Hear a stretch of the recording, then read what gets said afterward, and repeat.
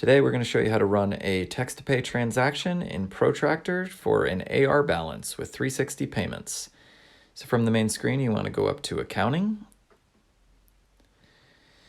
then find a AR balance that you would like to charge.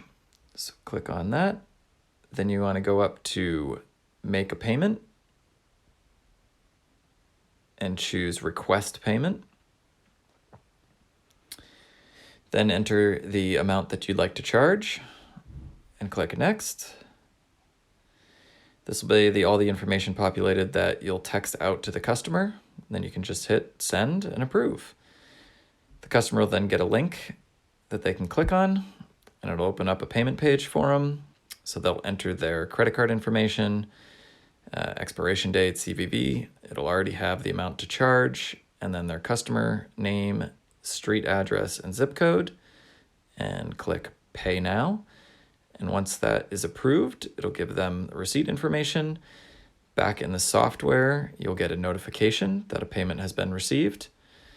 If you click on that, it'll bring you back to that invoice. And then you scroll all the way down and it'll show the payment on that record.